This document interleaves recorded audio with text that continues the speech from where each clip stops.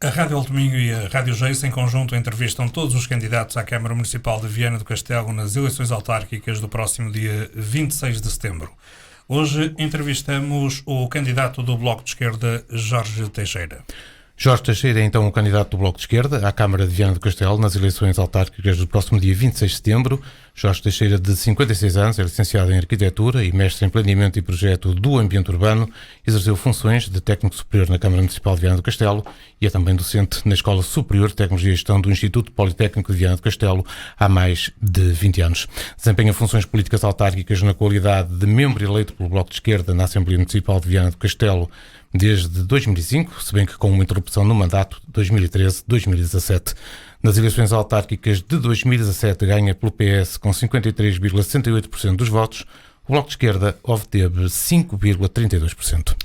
Jorge Teixeira, obrigado pela disponibilidade em estar connosco aqui nos nossos estúdios para esta entrevista conjunta entre a Rádio Geis e a Rádio Altominho. Começava por lhe perguntar o que é que motiva o Bloco de Esquerda a participar nestas eleições autárquicas. Muito boa tarde a todos, obrigado pelo convite. Quero agradecer também aos ouvintes da Rádio Geis e da Rádio Altominho. Necessariamente que estar na vida política é uma forma de cidadania e, portanto, nós estamos aqui há algum tempo e a participação cívica parece-nos uma coisa importante, e a participação cívica e política parece-nos uma coisa importante.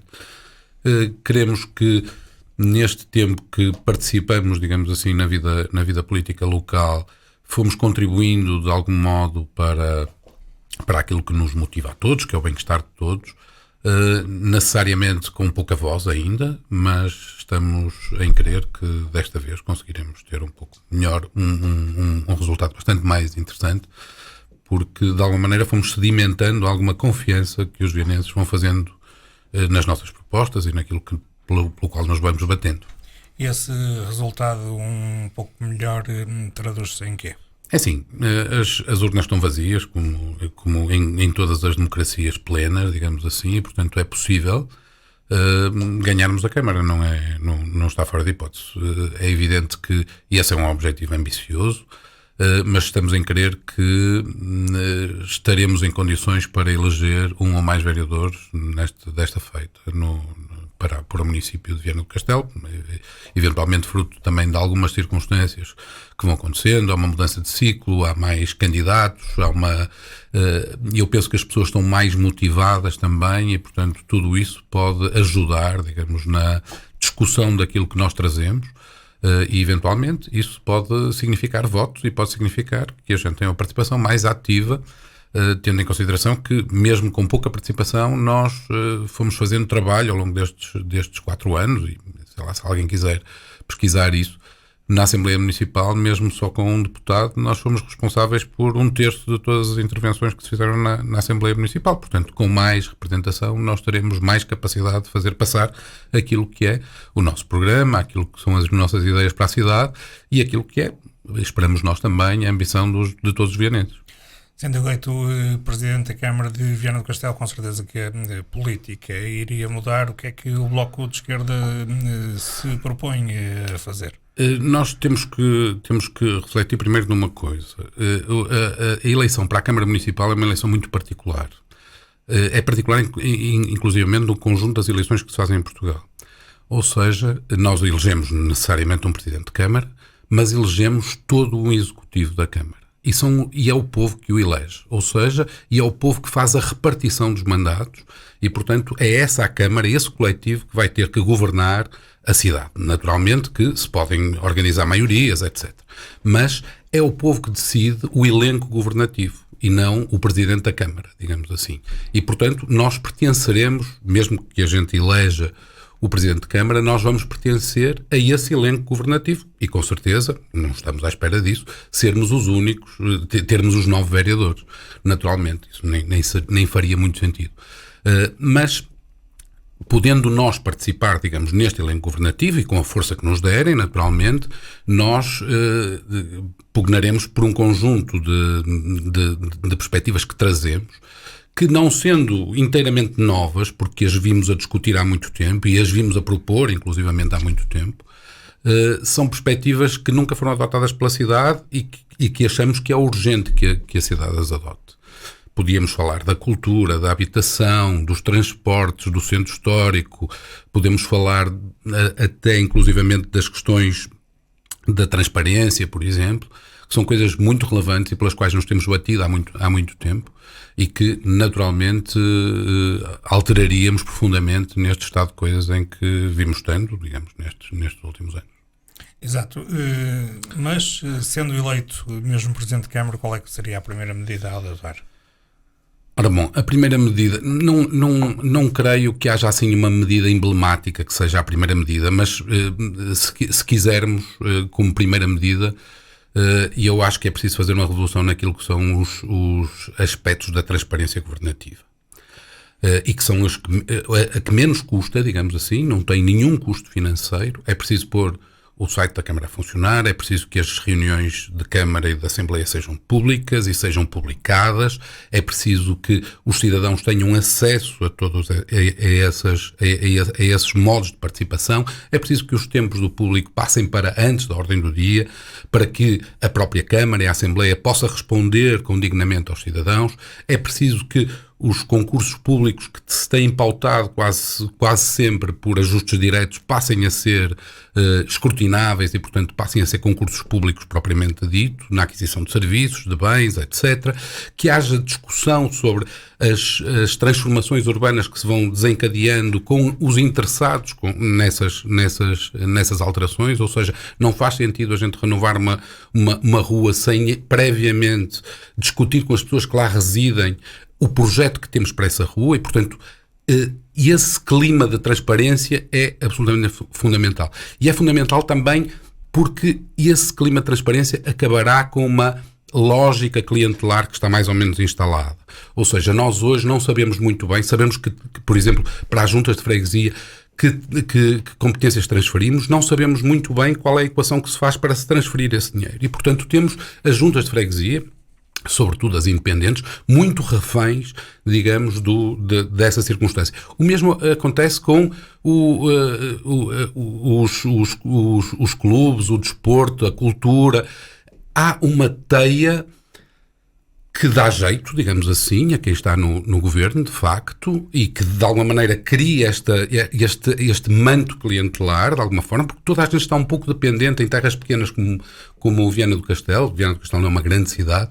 Terras pequenas, toda a gente tem alguma dependência da Câmara. Se as transferências de verbas que fazem a sustentação de muitas destas organizações forem absolutamente transparentes, as pessoas saberem ao que vão, saberem que competências querem, o que é que querem fazer e saberem que dinheiro é que têm para o fazer, sem terem que, de alguma maneira, fazerem reuniões que são muito discricionárias com o Poder Executivo, só isso aliviaria muito, digamos assim, aquilo que é a gestão autárquica neste Conselho.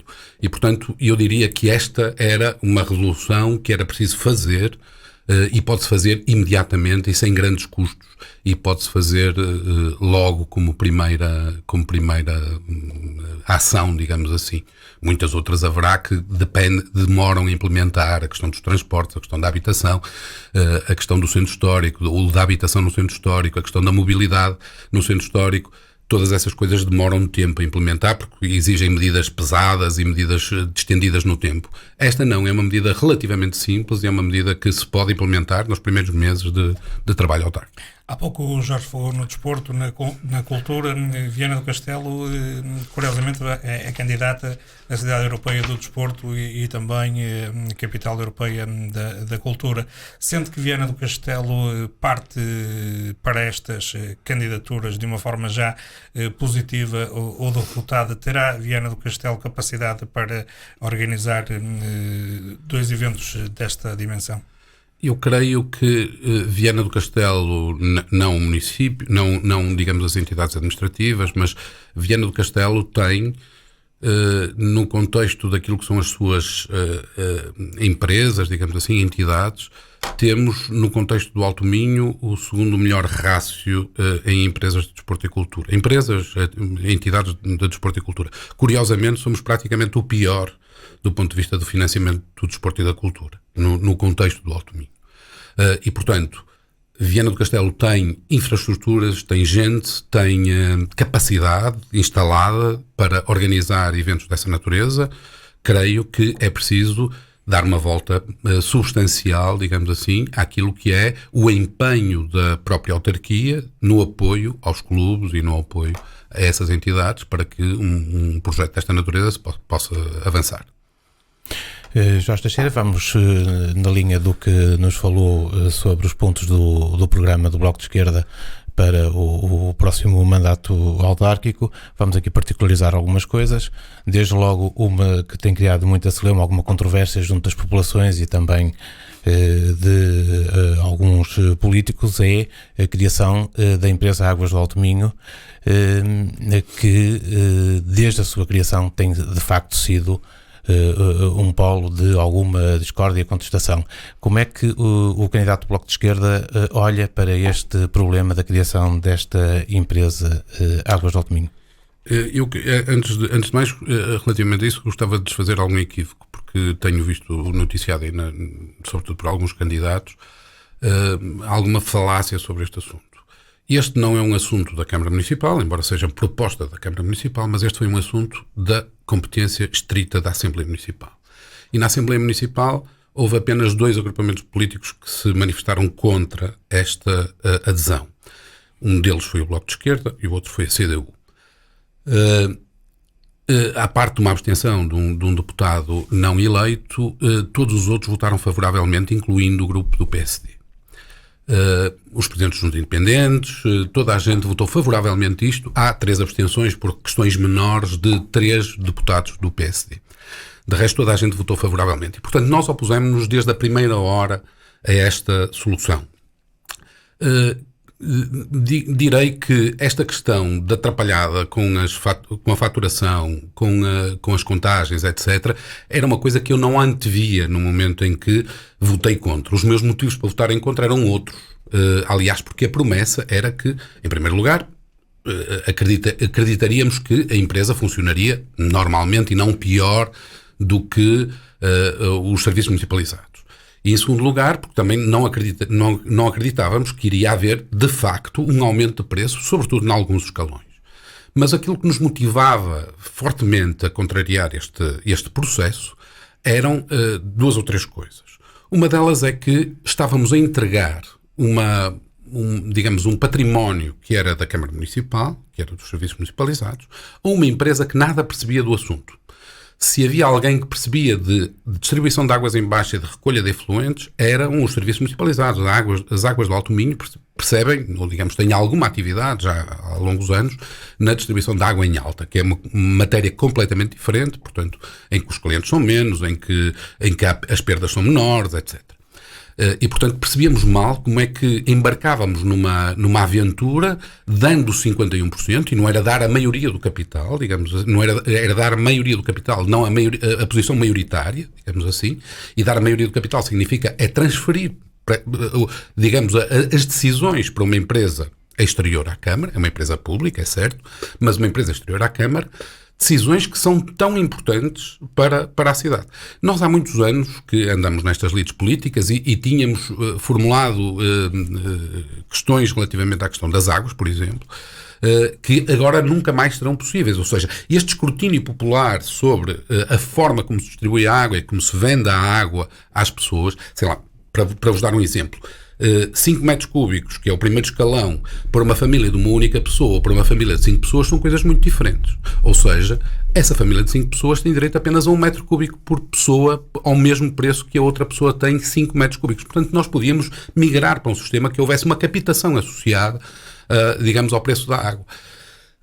E, portanto, desbaratar o poder discricionário que a Câmara tem desse ponto de vista de dirigir uma empresa, ainda por cima que era uma empresa que era rentável, digamos, os serviços municipalizados eram rentáveis, tinham as contas em ordem, tinham a questão das perdas, a questão da rede, etc., estava a funcionar relativamente bem, melhor do que os outros municípios. Portanto, não se consegue perceber como é que a Câmara desbarata este poder que tem, mas o pior do que a Câmara desbaratar o poder que já tinha é os próprios municípios deixarem de poder escrutinar as contas, o que é que vai ser desta empresa, como é que vai ser a distribuição de água no futuro, etc. Mesmo que a gente assegure que nos primeiros 5 anos a tarifa se mantém. Ora bom, nós, a primeira surpresa que tivemos foi que começámos a pagar IVA por serviços que não pagávamos anteriormente e, portanto, com isso aumentamos os custos em alguns escalões. Depois a uniformização de escalões entre várias câmaras trouxe alguns dissabores. Há algumas câmaras neste processo que estão a subsidiar transitoriamente, creio eu, também a fatura da água aos municípios para que a coisa não seja mais dramática, digamos assim. Mas havia uma outra coisa que nos preocupava, é que nós tínhamos a certeza que o serviço ia ser pior. Ao passarmos de 7 centros operacionais para 3 centros operacionais, portanto, nós iríamos ter mais dificuldade de chegar, digamos, a essa empresa e poder fazer isso. Aliás, as reclamações deram bem nota disso, da incapacidade que a empresa tinha para lidar, inclusivamente, com os seus clientes.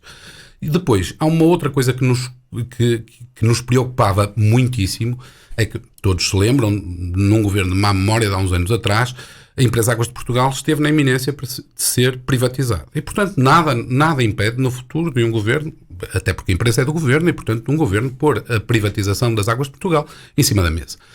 Naturalmente que há uma cláusula no contrato que permite que os municípios possam sair da ADAM caso a empresa Águas de Portugal venha a ser privatizada no futuro. É verdade que isso está lá, mas está lá também uma cláusula que impede que isso aconteça, que é todos os investimentos que tenham sido feitos até esse momento têm que ser ressarcidos a essa empresa.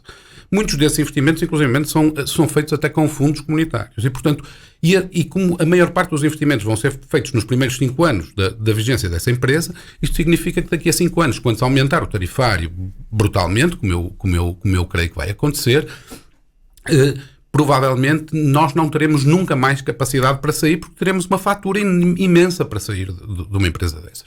E, portanto, há um conjunto de coisas que nos preocupavam pela incapacidade que a empresa demonstrava em gerir um bem para o qual não tinha vocação, a perda de capacidade e a perda de escrutínio dos cidadãos sobre o que é que são os negócios dessa empresa, a possibilidade futura dessa empresa um dia vir a ser privatizada, e a água é muito apetecível hoje, sabemos isso no mundo inteiro, e há imensas experiências em Portugal de águas que foram privatizadas e que correram mal. Na Alemanha estão-se a fazer remunicipalização de serviços desta natureza, porque mesmo na Alemanha, tão liberal como é, já percebeu que estas coisas não funcionam bem e, portanto, nós sempre nos manifestamos contra. Agora, de facto, o que aconteceu a seguir surpreendeu-nos imenso porque não é mais do que incompetência. Eu tive a oportunidade, nas reuniões que tivemos com o Presidente da ADAM, de lhe dizer isso. Não há questão nenhuma de migração de bases de dados, etc., porque eles nunca deixaram de acertar nas moradas e no nome dos clientes.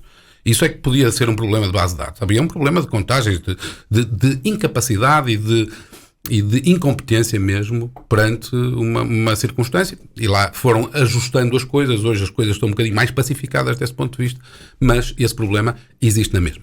Naturalmente que a saída da ADAM, que é aquilo que nós preconizamos, não é uma coisa fácil, porque o contrato está relativamente blindado nessa matéria. Mas eu não creio que na disputa comercial, numa situação dessas, ninguém queira ter um sócio que não quer lá estar. E, portanto, eu acho que com diálogo é possível fazer esta reversão e fazê-la a breve trecho. É isso que preconiza-se ganhar a Câmara? Pelo menos fazer todo o esforço para que isso aconteça, sim. Até porque eu acho que os cidadãos merecem poder escrutinar diariamente aquilo que são os serviços. Sei lá, vocês todos devem ter dado conta, nestes últimos tempos a empresa ADAM tem andado a substituir, por exemplo, velhas redes de águas por novas redes. Fizeram isso, eu lá perto da minha casa tenho uma estrada que foi aberta há mais de um mês e que continua assim. E eu hoje, antes podia reclamar com a Câmara desta situação. Hoje posso reclamar com a Câmara, mas a responsabilidade já não é dela, já é de uma empresa para a qual a gente tem mais dificuldade em falar, e temos uma rua esburacada há mais de um mês, tranquilamente, à espera que passe o verão. Desde o momento em que A empresa foi criada, não sentiu que houvesse melhoria que fizesse com que o Bloco de Esquerda mudasse de opinião? Não vi melhoria nenhuma. Vejo alguns prejuízos, nomeadamente, sei lá, uma das faturas onde isso é muito claro, eu pago uma delas, que é uma fatura de um condomínio que, em regra, tem consumos zero. Nos consumos zero, o primeiro aumento, depois houve um acerto no preço, mas o primeiro aumento era de mais de 30%. Ou seja, para quem só pagava as taxas, era passar de 9,80€ para 11€ e não sei quanto, e portanto o aumento era de 30%. Neste momento anda à volta dos 10%. Mas é um aumento significativo e todos os condomínios, como nós sabemos, têm um contador de água. E esse contador de água, em regra, marca zero ou pouco mais do que isso. E, portanto, não vejo, do ponto de vista do serviço, não vejo nenhuma melhoria, e eu ainda não tive que fazer nenhuma reclamação concreta, portanto, porque se eu tivesse, sentia o prejuízo de ter que fazer a reclamação, porque entre ir aos serviços municipalizados, onde eu fui muitas vezes, ou ir à ADAM, as coisas são um pouco diferentes. Aliás, hoje há um call center que me atendem nas águas livres em Lisboa para me resolverem um problema em Viana do Castelo. Nós estamos fartos de ver isso com empresas como a PT, como a EDP, etc. E, portanto, todas essas coisas acabam por prestar um pior serviço a prazo e nós não temos nenhum controle sobre o tarifário daqui a 5 anos. Daqui a 5 anos, menos de 5 anos. Jorge, mudando então agora de tema, o Bloco de Esquerda tem no seu programa eleitoral um dos pontos principais são os transportes. Porquê? Os transportes são fundamentais por duas razões. Em primeiro lugar, porque nós entendemos que a coesão é fundamental. E os transportes resolvem 3 aspectos da coesão. A coesão social, a coesão económica e a coesão territorial. E, por outro lado, porque o combate às alterações climáticas passa, inevitavelmente, por uma mudança na forma como nos deslocamos. Ora bom, todos nós sabemos que os transportes em Viana do Castelo são muito deficitários, estão muito dependentes do transporte escolar. Fora dos momentos escolares, digamos assim, das manhãs, dos fins de tarde, nas férias escolares, etc., nós temos uma escassez brutal de transportes. É engraçado que os transportes se mantêm na esfera municipal quando, no nosso entender, deviam migrar para a esfera da CIM. Ou seja, devíamos ter uma rede de transportes, um sistema de transportes coletivos ao nível de toda a CIM. Isso permitiria, por exemplo, que nós participássemos de uma forma muito diferente e mais entusiasta naquilo que é o PART, que é o Programa de Apoio Tarifário, e podíamos ter, como acontece no Porto, em Lisboa e em algumas cimas deste país, em que com um passe de 40€ eu posso andar de comboio, de autocarro, em todos os autocarros, dentro de um mesmo espaço geográfico. E há passos familiares, inclusivamente, que fazem com que a fatura da família não ultrapasse determinado valor. Nós aqui não temos nada disto. Ou seja, temos meia dúzia de viagens que são custeadas por esse parte, mas que não satisfazem a maior parte das pessoas. Nós tivemos a ver mais ou menos o que é que o PAMUS, que é o Programa para a Mobilidade da CIM, diz sobre isso, e ele diz-nos coisas que nós deveríamos ter vergonha. Em primeiro lugar, é que cerca de 70% de todas as viagens pendulares que se fazem, portanto, entre casa e o trabalho e casa e escola, se fazem em modo individual. Ou seja, nós precisamos de resolver também este problema. Ou seja, nós precisamos de dar uma oferta atrativa para estas pessoas que fazem as deslocações casa-trabalho e que, por acaso, até têm carro. E para isso nós precisamos de renovar a rede de transportes, precisamos de ter transportes mais modernos, precisamos de ter mais horários, precisamos de ter mais oferta, uma oferta mais adequada àquilo que são as necessidades das pessoas, e precisamos de ter preços mais atrativos. E, portanto, isso só se consegue com uma rede global. Depois temos uma coisa que é 11% das viagens em Viana do Castelo são interconcelhias, ou seja, são para fora do concelho, quer de estudantes, quer de pessoas que viajam casa-trabalho. Sei lá, entre Viana do Castelo e Caminha fazem-se mais de 2.000 viagens por dia. E entre Viana do Castelo e Ponte Lima outras 2.000. E a maioria delas são feitas de forma, usando o carro individualmente. Ora bom, portanto, nós temos aqui duas questões. Uma delas é a substituição daquilo que são as minhas viagens pendulares por modos suaves e modos coletivos, e por outro lado, permitir que pessoas que não têm acesso ao automóvel, porque deixaram de poder conduzir ou porque não têm automóvel de facto, possam deslocar-se para fazer aquilo, é uma questão de direito, para fazer aquilo que é normal fazer-se. Ou seja, para que possam vir ao médico, possam vir a um serviço público, possam vir a um espetáculo à noite e que possam regressar a casa. Necessariamente para essas pessoas, mais do que a frequência, mais do que termos esse espaço, etc., nós precisamos de complementar isto com uma solução que está experimentada em muitos sítios para territórios de baixa densidade, que é um serviço de transportes on demand, ou seja, a pedido, onde as pessoas podem agendar com alguma antecedência uma necessidade de transporte para um determinado dia.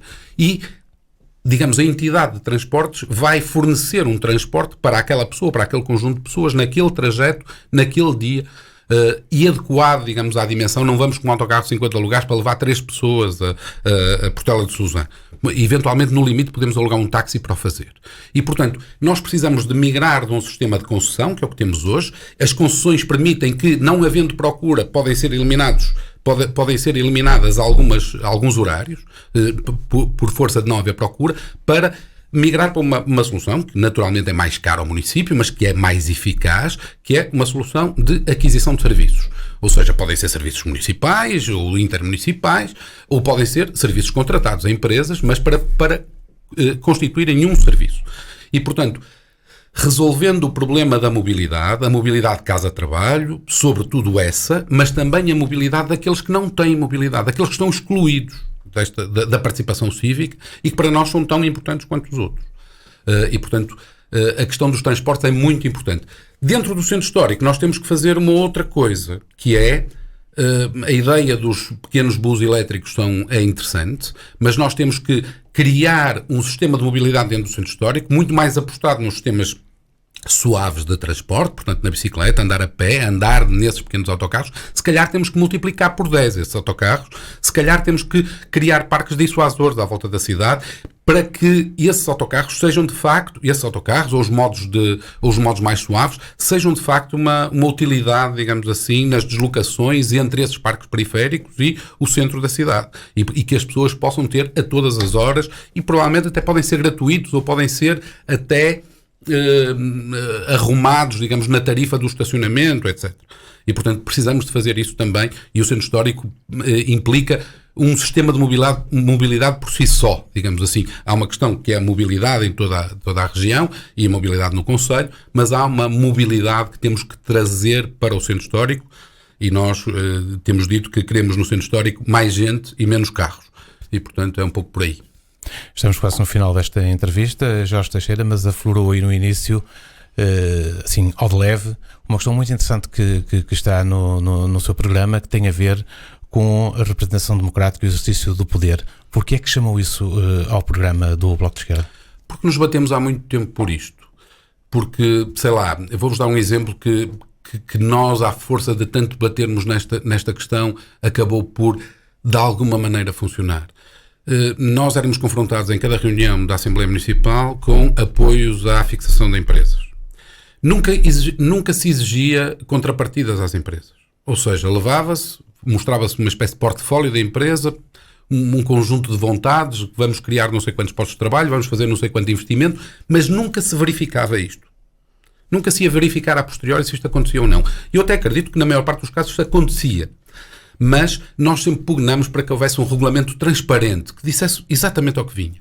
E esse regulamento acabou por se fazer. Agora, a Câmara já não tem que levar estas coisas à Assembleia Municipal, decide de acordo com o regulamento e vai fazer um reporte à Assembleia Municipal a cada ano sobre os apoios que deu para esta situação.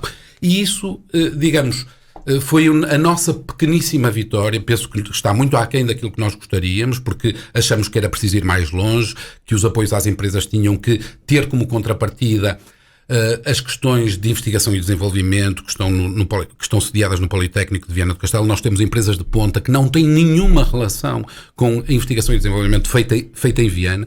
Temos, por isso mesmo, um trabalho que é muito, eu não direi tanto precário, mas muito mal pago e pouco diferenciado, e portanto nós precisávamos de alavancar, digamos, aquilo que é o nosso know-how e estancar a saída de jovens qualificados do território, e portanto essa questão da transparência para nós é importante porque eu vou dar um exemplo. A comunicação social, e eu compreendo porquê, dá pouco relevo à Assembleia Municipal. E dá pouco relevo à Assembleia Municipal porque eu percebo porquê. Porque a Câmara Municipal decide as coisas antes da Assembleia. E na Assembleia não haverá novidade nenhuma. E essa novidade só não existe porque, de facto, de alguma maneira, aquela teia clientelar de que falava há pouco, digamos assim, da falta de transparência, da forma como tudo isto se faz com que os resultados na Assembleia sejam antecipáveis. A gente sabe exatamente o que é que vai acontecer. Portanto, o Bloco de Esquerda eventualmente vai levantar uns problemas, a CDU se calhar levanta outros, mas depois o resto das pessoas não levanta problema nenhum, nem sequer discute os problemas. E, aliás, viu-se isso com as águas, onde, sei lá, Carreço, por exemplo, que tinha água de exploração própria, digamos assim, embarcou completamente nesta circunstância das águas de Portugal, sem aparentemente nenhuma contrapartida relativamente a isso. E, portanto, os resultados da Assembleia são muito antecipáveis e nós gostaríamos que isso não fosse assim. Ou seja, que os presidentes de junta independentes fossem verdadeiramente independentes, que os presidentes de junta do PSD não tivessem que votar ao lado do PS porque sabe-se como é que as coisas funcionam e, portanto, que os clubes não tenham que fazer os favores todos e os grupos culturais, etc. E, portanto, isso daria refrescaria muito o ambiente democrático da cidade e, portanto, isso para nós é muito relevante e muito importante.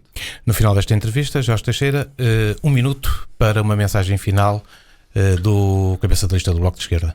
Eu creio que nós já temos algum tempo disto, as pessoas vão nos conhecendo, espero mais do que confiar nos joanenses, porque acho que os joanenses não precisam da minha confiança, eu preciso sim da confiança dos joanenses e preciso de merecer essa confiança pelo trabalho que fomos desenvolvendo e espero e estou em crer que desta vez os joanenses irão confiar, digamos, nas várias candidaturas do Bloco de Esquerda e que será mais útil o Bloco de Esquerda ter mais força do que somar aqui ou ali um vereador da mesma cor do partido do costume. E, portanto, nós estamos aqui para essa luta e estaremos aqui sempre sempre articulados com a população e com aquilo que achamos que a população quer e daremos voz a essa população, isso não tenho nenhuma dúvida. E, portanto, espero todos que no dia 26 votem no Bloco de Esquerda. Agradecemos a presença ao arquiteto Jorge Teixeira. Obrigado uma vez mais. Voltamos a encontrar-nos no próximo dia 16 de setembro no debate conjunto com todos os candidatos nestas eleições. Esse debate será realizado no Auditório Lima de Carvalho, no IPVC, e será lá que iremos voltar a trocar ideias. Muito obrigado.